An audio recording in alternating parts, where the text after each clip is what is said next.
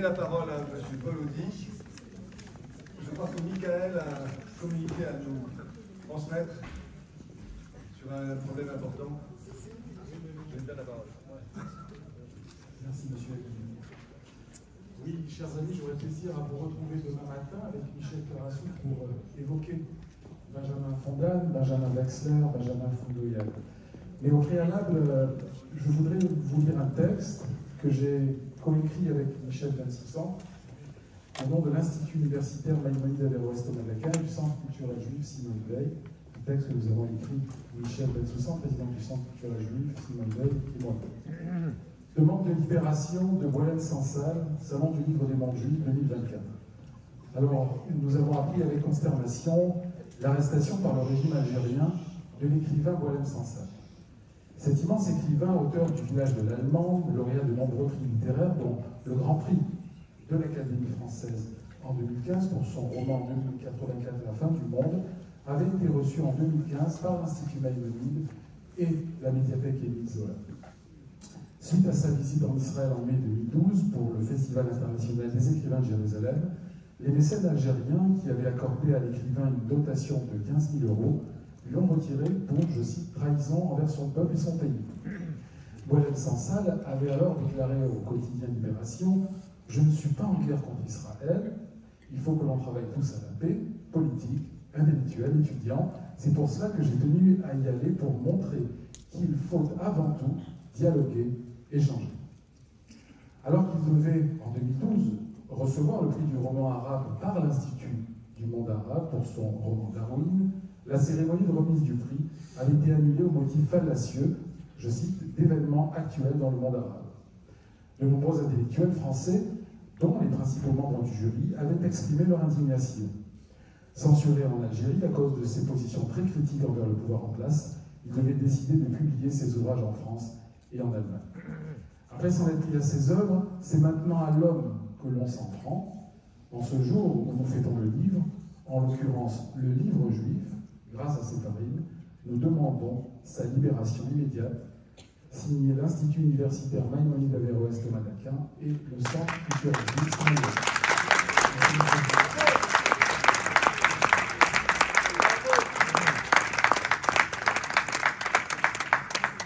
Merci Michael.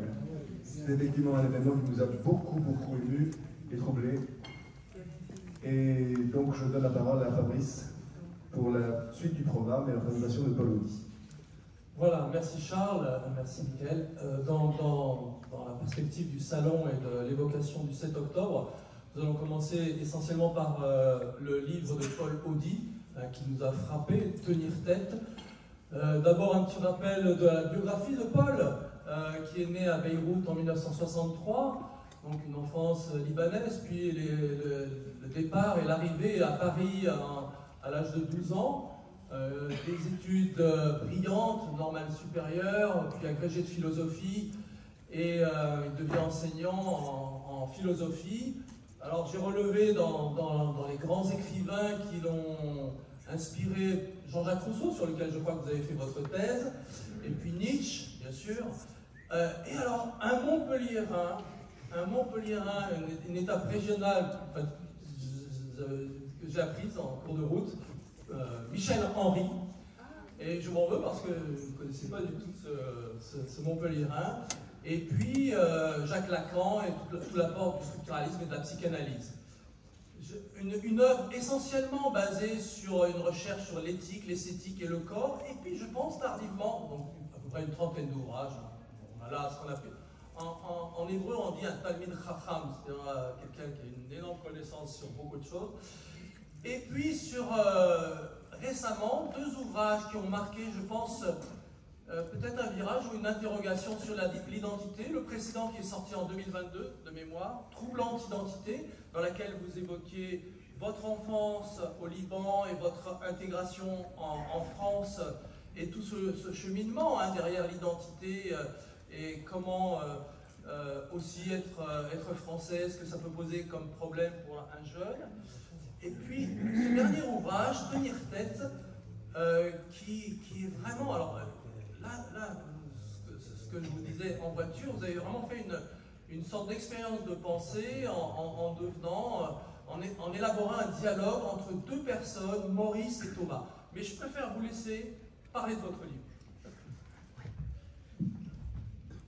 Sans me poser de questions. Non, en gros, la structure du livre et pourquoi vous avez fait ce livre. Pourquoi vous avez fait tenir tête, pourquoi ce titre, pourquoi ce dialogue entre un juif, Maurice, et son ami Thomas, qui est français mais non juif, et c'est une sorte de marloquette. Vous savez que c'est typiquement, il y a deux grandes civilisations pour un débat. Il y a la civilisation grecque avec la dialectique et la civilisation juive avec la marloquette ou le débat talmudique. Et là, vous avez vraiment repris cela à travers ce débat, aussi bien dans la forme, je trouvais ça très intéressant. Et pourquoi vous avez voulu écrire ce livre? Merci beaucoup Fabrice de cette présentation très, très flatteuse pour moi. D'abord, j'aimerais dire deux choses avant de vous répondre. Je voudrais remercier Charles et Guy de m'avoir invité à ce salon dont j'ignorais l'existence et j'en ai honte, mais c'est un salon absolument extraordinaire et je suis très heureux qu'il existe et je lui souhaite vraiment longue vie. Je me sens bien ici, alors que mon livre est sorti depuis 2 mois et il y a j'ai eu affaire à des... Enfin, j'ai connu des moments où je me suis retrouvé très mal à l'aise face à des gens qui m'en voulaient d'avoir écrit ce livre et je crois qu'au moins ici, je suis content, je suis un peu chez moi. L'autre chose, c'est que je voudrais vous remercier d'avoir prononcé le nom de Boualem Sansal. J'avais l'intention moi-même de le faire, c'est un événement considérable qui va bien au-delà de toutes les considérations politiques que l'on peut imaginer. Nous attendrons tous son retour. Je sais qu'il est français depuis 1 an et donc il est temps qu'il rentre chez lui. Voilà, je pense à lui parce qu'il se trouve que j'ai été en contact avec lui pour une chose très précise que je vous annonce.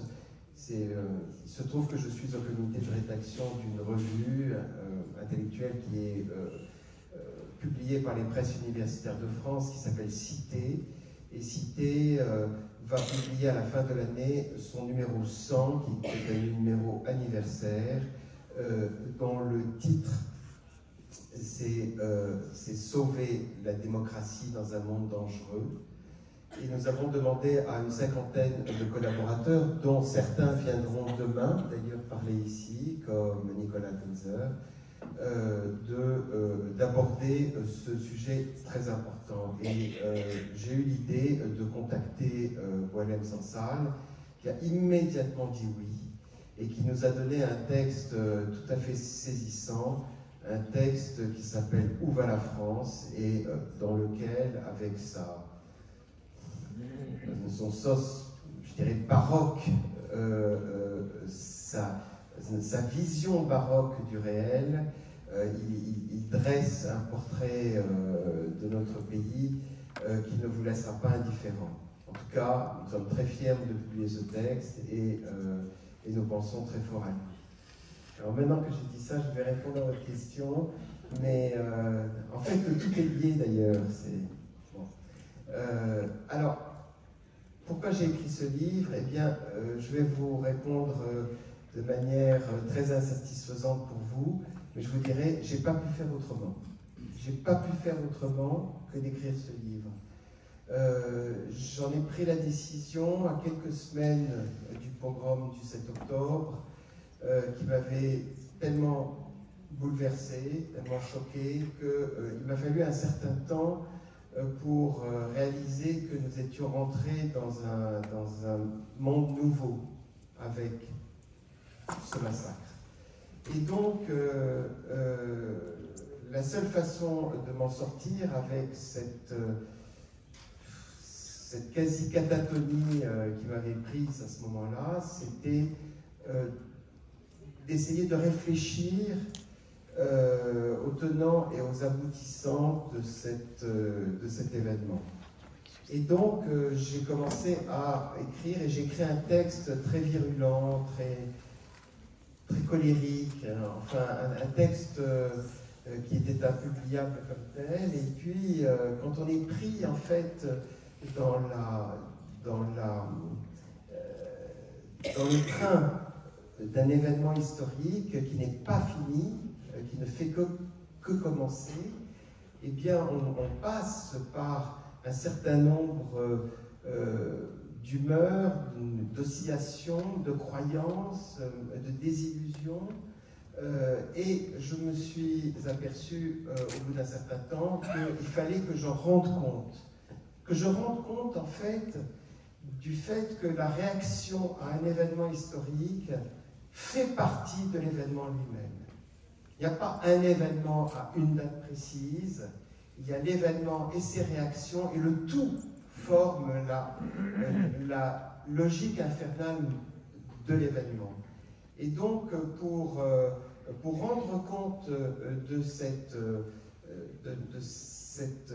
conjonction des réactions avec l'événement lui-même, j'ai eu l'idée de composer une correspondance entre deux amis qui voient renaître de manière exponentielle les actes antisémites autour d'eux.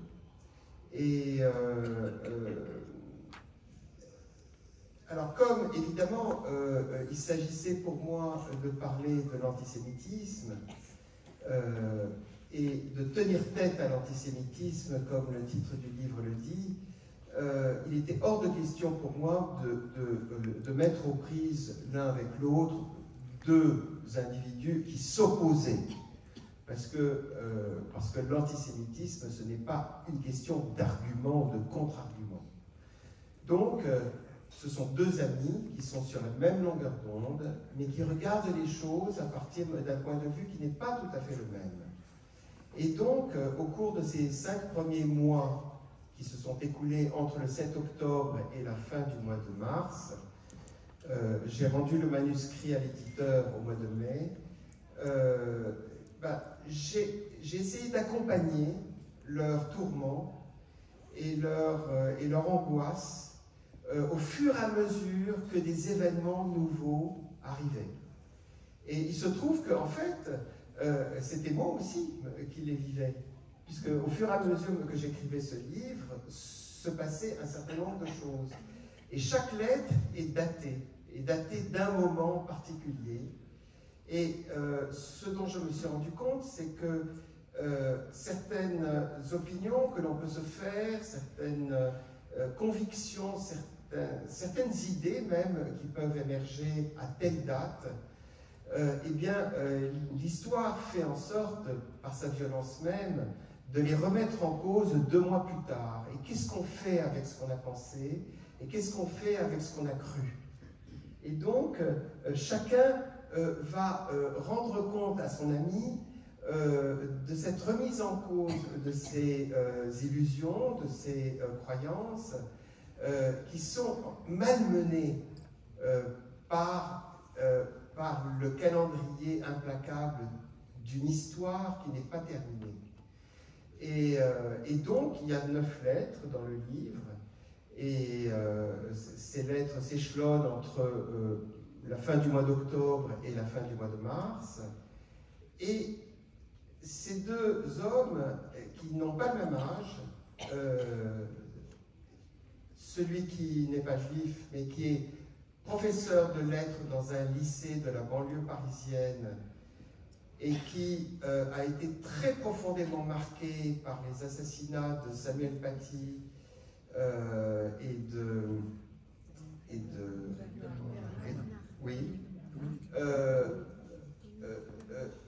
et quelqu'un qui porte en lui une sorte d'effarement et de désarroi depuis longtemps.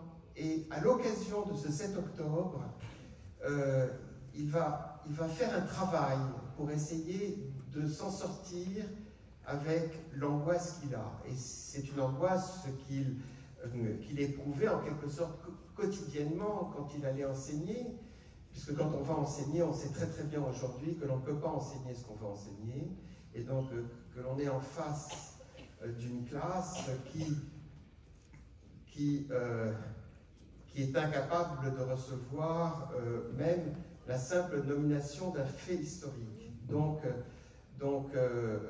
voilà quelle est l'angoisse de ce jeune homme qui a 45 ans, qui est professeur, membre de l'Éducation nationale, et qui s'intéresse en fait aux raisons de ce qui se passe non seulement dans le monde, mais même dans son propre lycée. Et puis il y a, alors il s'appelle Thomas et son ami s'appelle Maurice. Et Maurice est juif, mais c'est un juif d'Orient qui a quitté l'Orient à l'âge de 5 ans, donc à la toute fin des années 50, il a 65 ans aujourd'hui, et il est arrivé directement en France, et il n'a jamais plus remis les pieds en Orient. En tout cas, il n'a jamais voulu revenir en Syrie, puisqu'il est né en Syrie. De parents juifs syriens qui, comme un grand nombre de la communauté juive syrienne, venaient d'abord d'Irak, puisque le grand pôle, le grand centre était à Mossoul, et entre Alep et Mossoul, il y avait des liens très forts, et en fait, tous les juifs d'Irak sont descendus, ils sont passés par la Syrie, ils ont quitté la Syrie pour un pays légèrement plus hospitalier qu'était le Liban, et lorsque le Liban n'a plus été hospitalier du tout, ils sont descendus et ils sont allés en Israël, et d'autres sont partis un peu partout dans le monde. Mais ce qui m'intéressait, c'est aussi de prendre acte de ce qui s'est passé chez ces Juifs d'Orient qui sont aujourd'hui spectateurs d'une chose qui leur rappelle un souvenir diffus, confus, mais profondément inquiétant, souvenir qui a contribué à l'édification de la personnalité. Donc voilà, ce sont deux personnes qui échangent, qui essayent de se tenir chaud à une époque où la glaciation est totale, et qui font état de certains micro-traumatismes qui leur arrivent dans la vie quotidienne. Par exemple, Thomas va dans un dîner. Il est invité par une collègue ou une ancienne amie. Il se retrouve dans un dîner où il y a 10 personnes, et d'un coup, dans ce dîner, la conversation passe à la politique, à la situation au Moyen-Orient, et d'un coup, il est lui-même... Pardon ? Ils en ont parlé. Voilà, ils en ont parlé, et lui-même est pris à partie, parce qu'il n'est pas tout à fait en phase avec ce qui est dit. Et là, ce qui m'intéressait, c'était de rendre compte de ce que nous avons tous vécu, c'est-à-dire un discours qui est tenu sur des bases soi-disant politiques, et dans lequel, sous prétexte d'antisionisme, tous les clichés de l'antisémitisme le plus traditionnel viennent s'immiscer à l'intérieur de ce discours.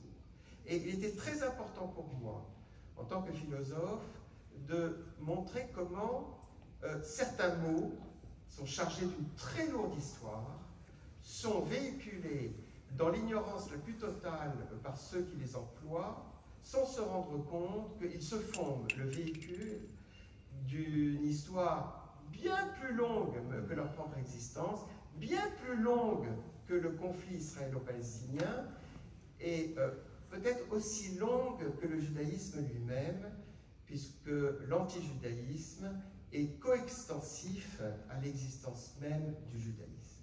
Et donc, la question s'est posée pour moi de décrypter un peu tout ça, tout en avançant quelques éléments de connaissance à ceux qui, manifestement, ne connaissent pas l'histoire et qui ne savent absolument pas ce qu'ils disent. Oui, quelle différence faites-vous entre l'antijudaïsme et l'antisémitisme?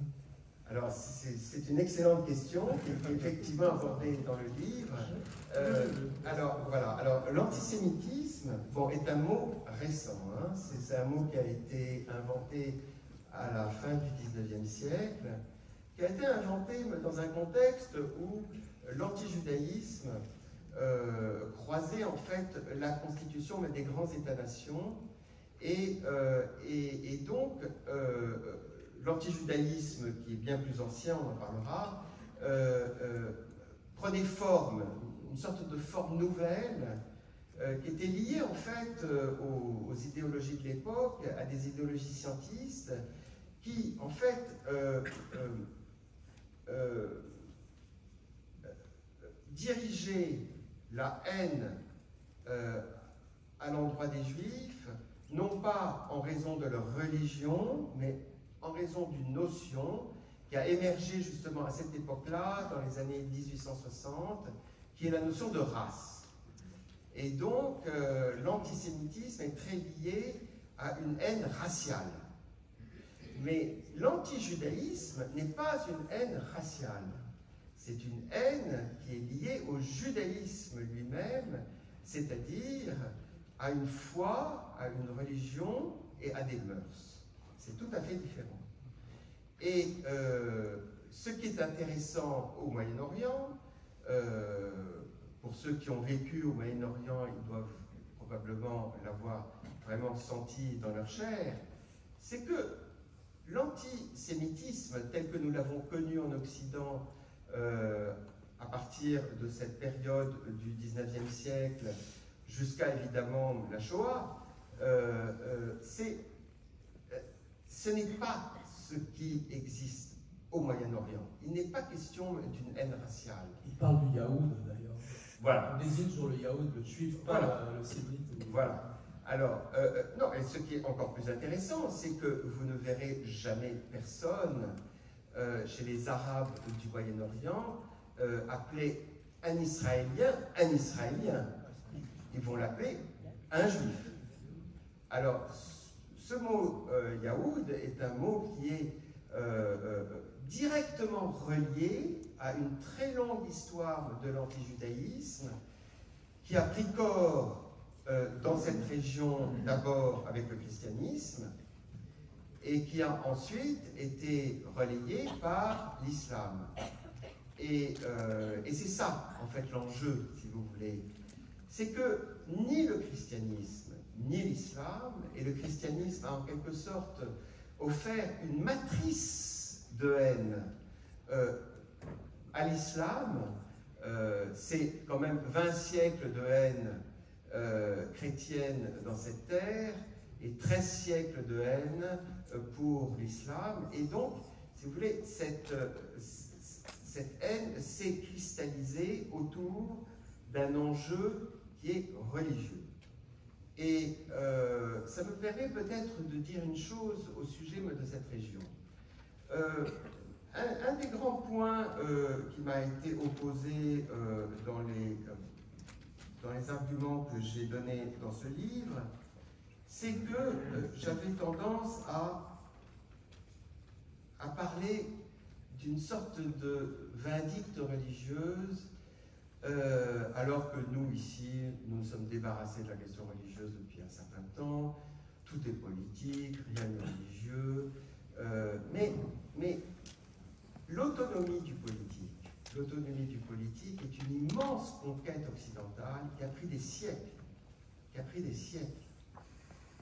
ça n'est pas du tout le cas dans les royaumes de la péninsule arabique, et c'est encore moins évident dans les pays du Proche et du Moyen-Orient, tels que l'Irak, la Jordanie, l'Égypte, l'Iran. Alors l'Iran, bien sûr, j'allais venir à l'Iran, parce que l'Iran, justement, révèle aujourd'hui devant nous tous quelque chose qui est d'une évidence absolue pour les gens de la région. Donc, nous nous en rendrons compte aujourd'hui que c'est à partir d'une théocratie que se soulève une haine absolument viscérale et vertigineuse, mais pour les gens de la région, ça a toujours été comme ça. L'autonomie du politique, dont je vous parlais, est une immense conquête qui a occupé la pensée occidentale et la pensée philosophique occidentale pendant très longtemps. C'est passé d'abord par une volonté des royaumes chrétiens de se débarrasser de la tutelle de la religion et essentiellement du pape, mais ensuite, évidemment, tout ça, ça s'est sécularisé, et aujourd'hui, nous vivons dans un régime d'autonomisation du politique, encore plus, en quelque sorte, ancré dans nos mœurs, grâce à la loi de la laïcité. Et donc, si on continue à aborder le conflit israélo-palestinien comme un conflit entre des Israéliens et des Palestiniens, si l'on ne voit pas derrière le conflit israélo-palestinien un conflit israélo-arabe, et si l'on ne voit pas comment aujourd'hui il devient un conflit judéo-musulman, eh bien, on ne comprend rien à ce qui se passe, et surtout, on ne comprend pas les modalités, par exemple, d'une violence extrême du 7 octobre. Parce que le 7 octobre, dans son mode opératoire, est un mode opératoire qui n'a rien à voir avec une opposition politique, avec une action terroriste politique traditionnelle telle qu'on l'envisage, nous, ici, en Occident. Et quand on voit, par exemple, comment ça s'est déroulé, et avec quelle virulence vertigineuse, eh bien, on ne peut que se rappeler, ou bien ouvrir, parce qu'il faut s'informer, aller lire la charte du Hamas, par exemple. Bon, la charte du Hamas, en fait, expose, si vous voulez, de manière absolument claire et nette, les tenants et les aboutissants de cette affaire. Il y a deux références culturelles dans la charte du Hamas. Deux seulement. Il y a les protocoles des sages de Sion, évidemment, un des best-sellers de la région, bon, qui est présenté comme un texte tout à fait authentique, fiable, et qui révèle aux yeux du monde entier ce que sont les Juifs. Très bien. Il y a un deuxième texte, qui n'est pas un texte du Coran, mais qui est un hadith, c'est-à-dire une parole, une anecdote de la vie du prophète, dans lequel il est dit quelque chose sur un mode allégorique. C'est le seul texte religieux qui est incorporé à la charte du Hamas. Et que dit ce texte? Eh bien, il dit une chose qui est éloquente.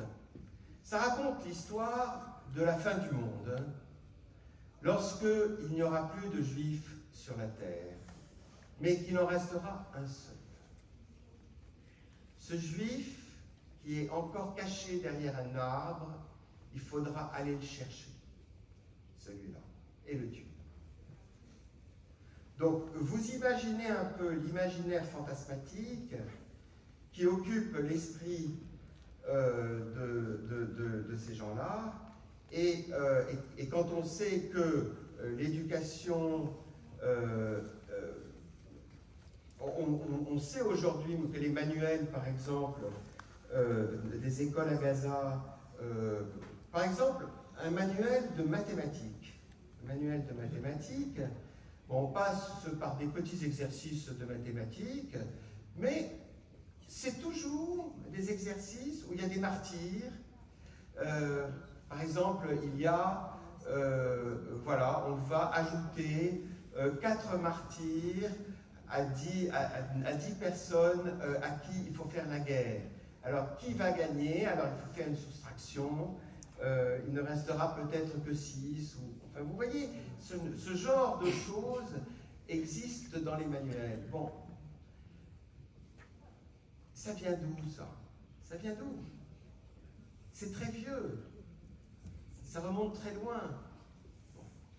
Et donc, ce que j'ai essayé de faire dans ce livre, c'est apporter quelques éléments de compréhension et de les mettre, si vous voulez, dans la situation qui est la nôtre. Qu'est-ce que nous faisons avec ce qui nous arrive? Comment on tient le coup? Comment on peut le supporter? Et qu'est-ce que nous osons anticiper de l'avenir? Alors, entre le mois de mars, qui est la fin des lettres, et aujourd'hui, il s'est passé encore tellement de choses.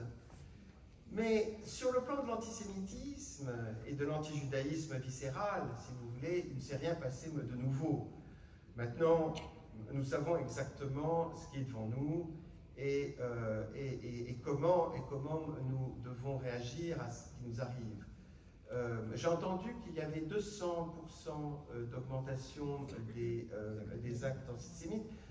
Moi, j'ai lu dans un rapport du CRIF qu'il y en avait 300. Oui. Bon, voilà. Donc, voilà.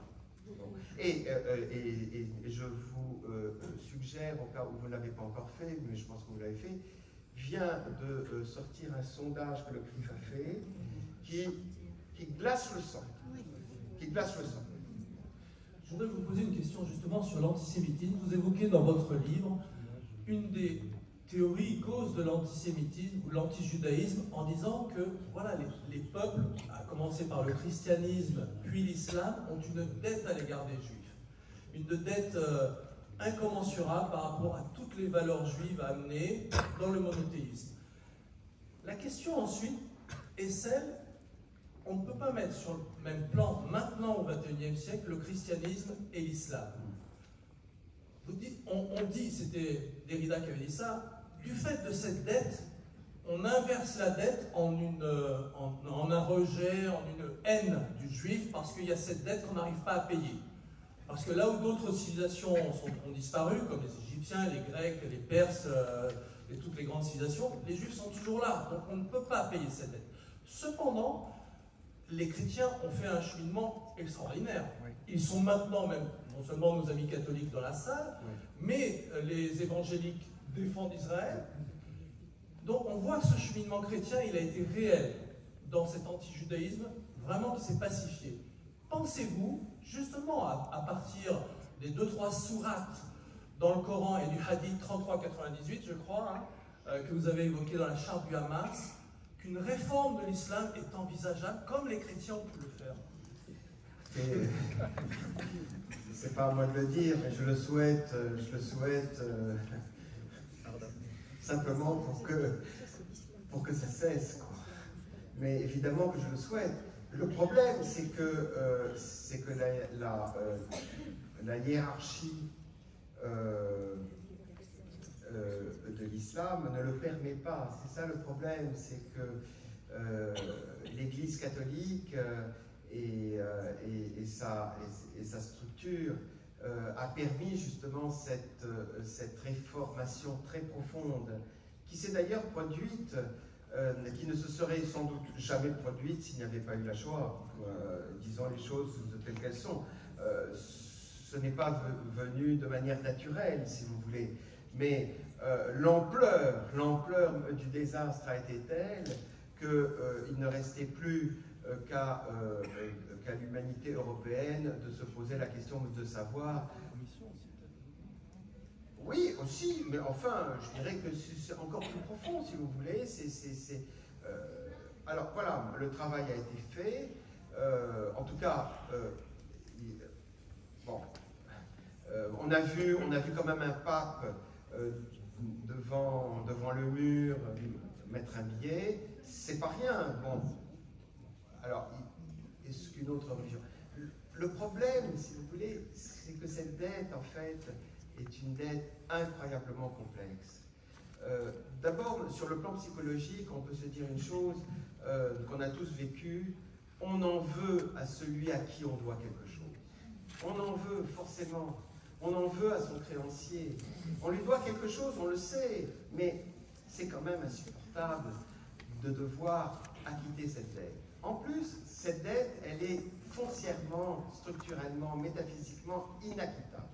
On ne peut pas la rembourser. Donc, ça crée encore plus, si vous voulez, forme de violence en soi-même pour accepter le principe de cet endettement. Mais le christianisme, il s'est construit comment? Il s'est construit avec l'idée que Jésus venait accomplir la loi et donc venait se substituer en fait au judaïsme. Il n'y avait donc plus aucune raison pour que le peuple juif continue à vénérer le Très-Haut, puisque de toute façon le christianisme était là pour accomplir ce qui n'avait pas été accompli. Bon, donc le judaïsme vu comme la préfiguration de quelque chose qui, à partir du moment où il est préfiguré, vous voyez, apparaît en fait complètement défiguré. Eh bien, il en a été de même avec l'islam, puisque l'islam, selon la métaphore traditionnelle de l'islam, qui est les trois boîtes, donc les trois boîtes gigogne, si vous voulez, donc le judaïsme, petite boîte, le christianisme, plus grande boîte, et l'islam, qui vient en quelque sorte accomplir la promesse du Dieu monothéiste, et qui dit il n'y a de Dieu que Dieu. Bon. Et donc, cette réclamation initiale, si vous voulez, met le judaïsme dans une situation où ce premier, si vous voulez, n'est pas considéré comme un premier au sens ordinal, mais simplement cardinal. Donc en fait, bon, voilà, le judaïsme était là d'abord, il a tout inventé, mais nous reprenons en quelque sorte les choses, et le juif lui-même ne se reconnaît pas comme un musulman, mais en fait il l'est. C'est-à-dire que jusqu'à présent, il est en train de résister à la reconnaissance de sa véritable identité qui est islamique. Bon. Alors, Daniel Siboni, que je cite dans le livre, a fait des recherches vraiment remarquables et passionnantes sur le signifiant de l'islam et sur le mot muslimine, qui veut dire à la fois soumis à Dieu et musulman. Donc en fait, n'importe quel individu qui est soumis à Dieu est de fait musulman, si vous voulez, puisque c'est le même signifiant qui désigne les deux choses. Bon.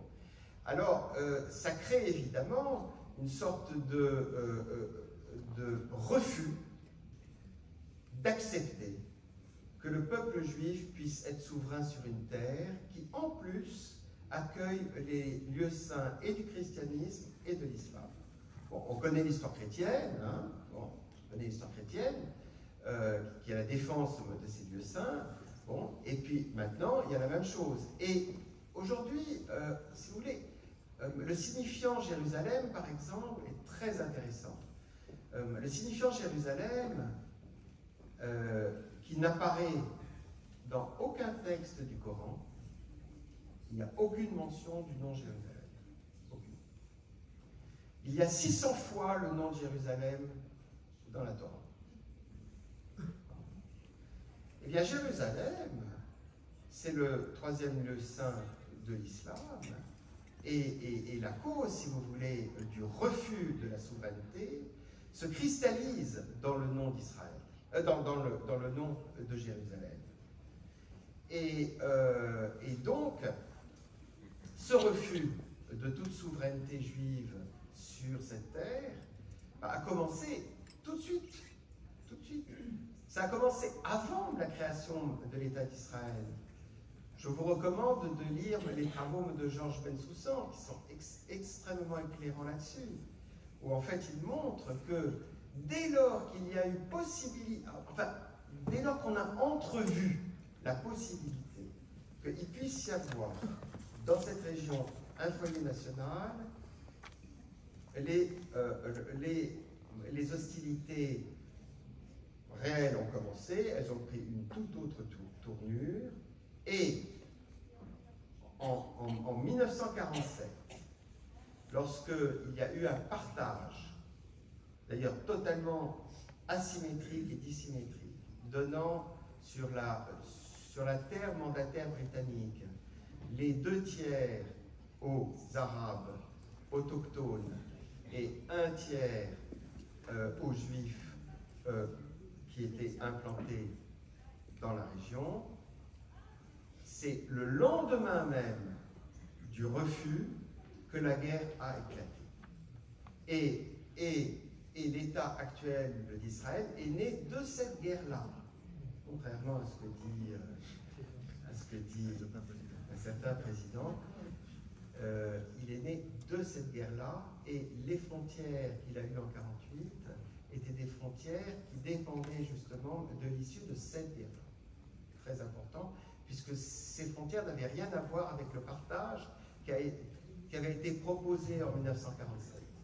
Donc, voilà, il y a un refus originel, radical et indiscutable venant des communautés arabes locales de concéder à la communauté juive une souveraineté sur ce lieu.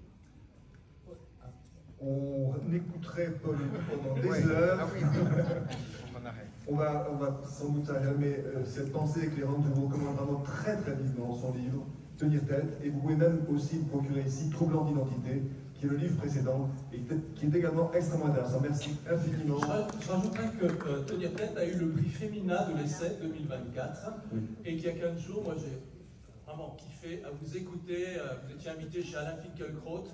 Et j'ai une question, mais alors vous me répondrez en off, parce qu'à travers aussi bien ce livre que l'émission d'Alain Finkielkraut où vous étiez face à Henri Laurent, qui était tellement pro-palestinien que c'en était une caricature, on sent chez vous vraiment une passion juive, un amour pour les juifs, et je me suis demandé pourquoi. Pourquoi vous aviez cette proximité avec le peuple juif? Pourquoi dans ces expériences de pensée où vous êtes dans la tête de l'un, de l'autre, vraiment vous êtes un juif en vous, dans votre tête? C'est extraordinaire. Alors, une minute pour répondre. Voilà, une petite minute pour répondre. D'abord, je crois que chacun a une judéité en lui, étant juif ou pas juif. La judéité, c'est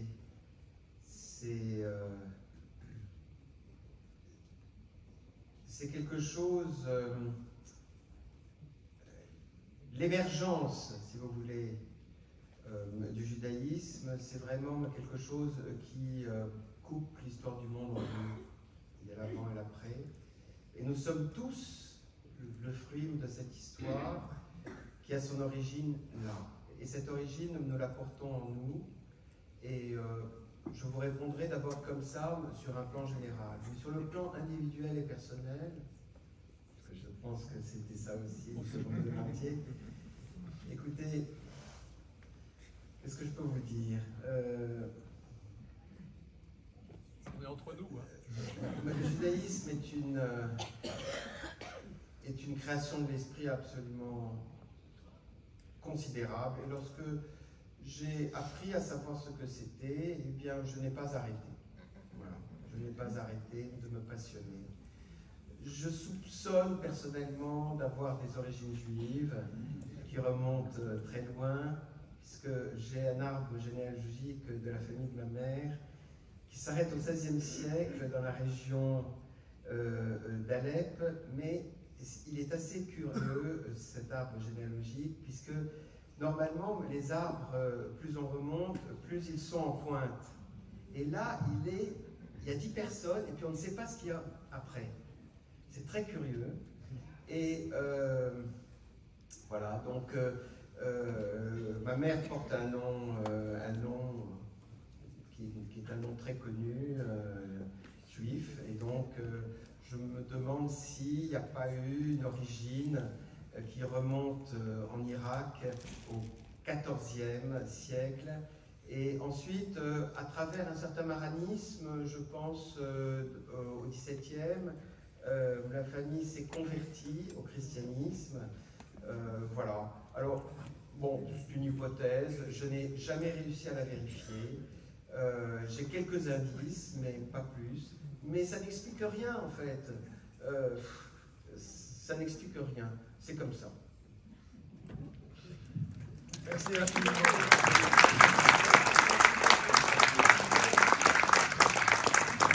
On va installer la salle pour maintenant le concert que nous offrent Laurent Cohen et Sandrine Saporta. Et autour de l'œuvre de Léonard Cohen, infiniment merci à Paul et je vous recommande vraiment ces deux livres.